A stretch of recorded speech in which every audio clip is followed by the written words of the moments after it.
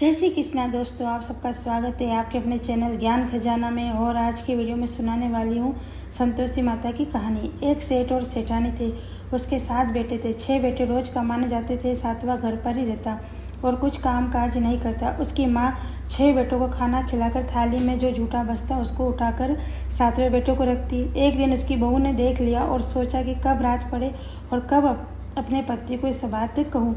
रात हुई, महल में गई, अपने पति से कहने लगी कि आपकी माँ तो आपको सभी का झूठा खिलाती है। उसको गुस्सा आ गया और कहा ऐसा नहीं हो सकता है। तब उसने कहा कि आप सुबह यहीं रुककर सब देख लेना। सवेरा हुआ, खाने के समय वो वहीं पर ओढ़कर पलंग पर सो गया और कहने लगा पेट में दर्द हो रहा है। 6 बेटे आए और माँ ने खाना परोसा। खाना खाकर सब उठे। बाद में जो भी थाली में झूठा था उसको लेकर 7वें बेटे को रख दिया और कहने लगी बेटा खाना खाओ। उसने कहा मुझे भूख नहीं, क्योंकि उसने सब देख लिया था।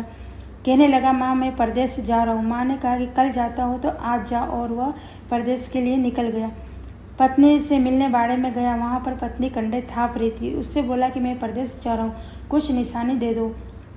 हाथ गोबर से भरे हुए पीठ पर छाप दिए। उसने मुंदड़ी दे दी। वो परदेश जाकर एक सेठ के वहाँ नौकरी करने लगा और यहाँ उसकी पत्नी पर सब अत्याचार करने लगे। उसकी पत्नी रोज जंगल में लकड़ी काटने जाती थी। जहाँ एक दिन उसने एक संतोषी माँ के मंदिर में कुछ महिलाओं को संतोषी माँ का व्रत करते देखा। उसके मन में उत्सुकता हुई कि जरा पूछो तो सही कि इस व्रत के करने से क्या होता है।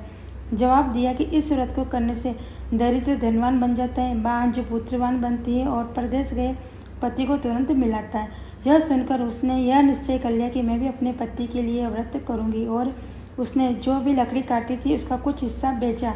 वह चना गुड़ खरीद कर माँ संतोषी का व्रत किया। इस तरह 15 शुक्रवार करके 16 शुक्रवार को इसका उद्यापन किया। उद्यापन में अपनी जेठानी के 7 बच्चों को बुलाया। वह खाना खिलाकर दक्षिणा में पैसे दिए।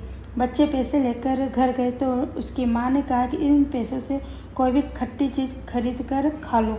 बच्चों ने वैसा ही किया। इससे संतोषी माँ के व्रत में बाधा पड़ गई और उसने वापस से यह व्रत शुरू किया और 16 शुक्रवार को ब्राह्मण के बच्चों को बुलाकर बिना खट्टे का खाना कर केले की दक्षिणा दी और उद्यापन पूरा किया। माँ संतोषी की कृपा से उसके पति को घर की व पत्नी की याद आई। वह धन इकट्ठा करके घर के लिए रवाना हुआ और पति पत्नी मिल गए। जय संतोषी माता। इन मानवी को मिला है, ऐसे सभी को मिला ना।